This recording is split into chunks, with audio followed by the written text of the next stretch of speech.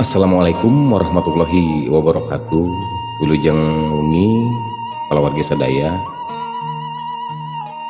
Dina waktos ayeuna sim kuring bade mintonkeun salasawios carita anu sim kuring dipegawe. Ieu nyaritakeun panginten sanes asal mula atunya nyaritakeun perkawis leuit si Jimat. Ieu salasawios hasil dina sim kuring ngaropea perjalanan si kuring teras sakpakanya hok kuring gitunya perkawis nyata leuit si Jimat. Amit ampunnya paralun sim kuring bade mintonkeun ieu cariosan. Amit ampunnya paralun agungna wujud Gusti Nu Maha Suci jembarna para kaluhun sabeuder awun ka Ibu Agung Karama Agung ka Ibu Anu Henteu Muburan Karama Anu Henteu Munggaran. Atuh amit kana mangko lembur kana nyung silih nu sepi nu keur genah tumaninah bisi kausik nu kercalik kalengkah kaliliwatan. Lain ngusik kula mantena lain ngahudang macan turuna lain ngungkit nu kamari ngungkat nu baheula kaluhur da pepayung-pepayung nu maha agung kahandap-handap pangraksa nu maha kawasa kalerna kulona wetana mugi di aping mugi di jaring. Nda agung panunuhun nda panjang panghempura agungna kanu diparayun jembarna kasadayana anu kalawargi nu nyakseni ieu video. Atuh kula luput kula nyuhunkeun di maklum kula lepat nyuhunkeun di hampura. Kula rek mendar carita anu baheula tuturan karuhun ditinggalan zaman baheula anu cenah katelahna nyatana leuit si Jimat. Palawargi sadaya kacaritakeun zaman baheula aya dua budak di lanceuk. Geus teu indung geus teu bapa. Hirupna estuningna langsa. Lanceukna eta lalaki umurna kurang leuwih 15 tahun. Adina awewe umurna karak 5 tahun. Ieu dua budak teh urang sebut bae si Akang jeung si Nyai nya. Ieu dua budak teh saduaan nyicingan imah urut kolotna. Imahna leutik, jabareod. Tempatna aya di tengah leuweung anu ngancik na bibirit leuwih. Nu matak pikabetaheun lah pokona mah. Ngaranna eta nyata Lebak Cawene anu loba tangkal bung-buahan anu ngarareunah sarupaning pari, upa, pining, kuni jeung sajabana. Palawargi sadaya dina hiji mangsa si Nyai nempo aya buah kupa. Buahna harideung tandaning buah eta arasa. Kusabab manehna can manggih dahar beuteungna ngarasa lapar. Kusababan zaman harita mah hese keneh kana kadaharannya. Kieu cek si Nyai teh epokna. "Kang, Nyai hayang buah kupa." Nyai, ulungan ku dia." Itu cek si Akang teh. Barang ngomong kitu terekel si Akang naik kana tangkal. Gajeleng kana dahan. Eta dahan dieumreug-eumreug buah kupa pating merudul. "Geura pulungan ku dia tuh eta buahna nyi." Cek si Akang bari ngagorowok. Barang keur jongjon si Nyai mulungan buah kupa bari ngasup-ngasupkeun kana kaneron. Leor eta aya oray. Oray sanca. Gep ngegel oray teh kana sukuna. Si Nyai tuluy ngahariring. Kieu cenah cek si Nyai teh. Kang tulungan aya nu gagara nyaman kana bitis jeung ngegelan. "Usap bae nyi meureun sireum," cek lanceukna teh. Eta adina sapanjang bisa keneh ngomong mah terus bae eureun-eureun ngawih minta tulung. Kang tulungan aya nu gagara yaman kana cangkeng jeung ngegelan. "Usap bae atuh nyi meureun sireum." Emang lanceukna deui bari jojong we ngebreg-ngebreg tangkal. Kang tulungan aya nu gagara yaman kana beuheung jeung ngegelan.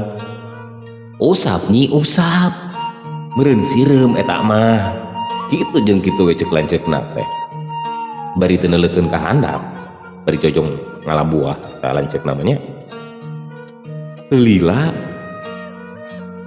jep eueuh sora deui teh adina lanceukna tuluy reuwas sabab adina repeh teu kecet-kecet deui tuluy lanceukna turun si akang teh di handap tangkal katingali aya tepak orai meni gede sagede tangkal karapa dina tapak naon ngaranna teh dina eurih ni seah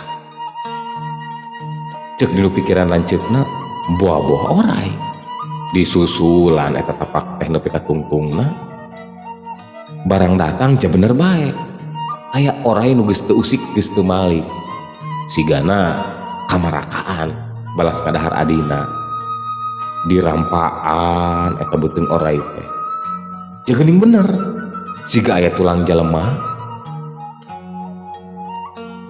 teu lila aya manuk cukrih di sada siga nu mere beja ari pokna kieu cek manuk cukrih teh cukrih cukrih turih ku pucuk eurih cukrih cukrih turih ku pucuk eurih kitu jeung kitu eta si manuk teh di sadana kawas nu ngabejaan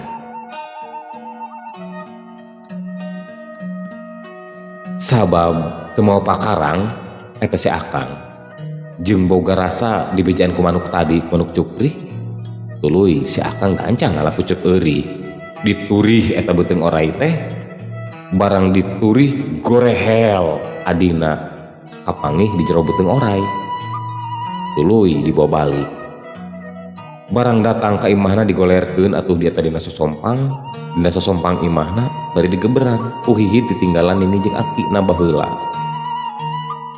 bari ngageberan teh bari ngawih kieu geber-geber hihid aing kabuyutan ditinggal nini awaking karnya sukuna usik kitu jeung kitu we nepikeun ka adina hirup deui geber-geber hihid aing kabuyutan ditinggal nini awaking karnya awakna usik terus panjang salila can undur hudang eta adina tuluy kitu we jeung kitu teu lila adina hirup deui sanggeus hirup digabrug eta adina bari silih tangkep tuluy si akang nyarita kieu nyaritana teh cenah geus jadi uga nu natrat dina waruga gumulung jadi sumsum jadi balung jadi bakal pangawasa sumujud ke Maha Agung sumbah ke Maha Kawasa dipirig atuh ku hariring jeung haleuang hariring nu ngajak nyaring haleuang ngojak hudang sangkan hudang alam rasa nak sangkan nyaring alam pikirna salawasna langgeng kaeling dipirig ku anjing tumang manuk ciung dina tampan wanara gagalancangan di luhur galudra sakti janjang mayung di payung lodaya bodas keblai taratas jalan turun gunung gumawulung nete akar munding jangkar di pasir nyeraong sarawangan nyimpai wakca nu baheula nyi akang rek nyieun leut si jimat kitu cenah cek si akang teh pikeun pibakeuleun hirup urang si akang tuluy geuwat nyieun eta leut si jimat tapi kaangeusna atuh geus kitu aya kilengser datang ka imah eta budak teh enggalna lengser teh lumpat sakalumpat lampet tarik batan mimis pedil gancang batan kuda lumpat nah jujur diserang kaduhung liang irung mamaungan bulu irung digelungan bulu kelek dilelepe parantik dumila meting parantik nyiruan nyayang buah birit meni hapa balas kasepakan ke enyeng meni eor cecekolan ear muncangan nanya nya kelek ketorompetan palang akan ditembangan dosol munggu heotan lain lantung tambuh lakulan luntang tanpa beja manggul pi utusan ratu ngemban pi warangan raja gitu ayana cenah cek si aki teh sing horeng kilengser datang lain ka bawa palid ku Cileungcang palawargi tapi kilengser datang diutus ku Ratu Adilu Jaksana kilengser diutus mikeun binih pare pikeun kehidupan manusia pare dibikin ku kelengser tuluy dipelak sapoe 2 poe saminggu 2 minggu sabulan 2 bulan pare teh beki tuluy ngebuahan ngarangeuy dimimiti sakeupel tapi ka sapocong 2 pocong tapi ka eta leut cijimat pinuh ku pare. Tah palawargi ti harita nepi ka kiwari pikeun nyumponan kahirupan masyarakat kasepuhan di Banten Kidul nyimpen pare eta dina jero leut cijimat. Masyarakat yang pernah kakurangan beas sabab masyarakat kasepuhan eta boga kepercayaan saeutik mahi lobana nyesa. Tah kitu sakitu panginten anu kapihatir sim kuring kirang langkungna sim kuring nyuwun dihapunten amit ampunnya paralun sim kuring sanes bibisaanan sanesnya nyahoanan lebih pisan tina sae mah tapi sim kuring pegaduh paniatan nyata supaya carita-carita ieu bisa dipikawanoh ku budak-budak ngarora budak zaman kiwari. Mudah-mudahan aya mangpaatna. Sakitu anu kapihatur cag sampurasun. Assalamualaikum warahmatullahi wabarakatuh.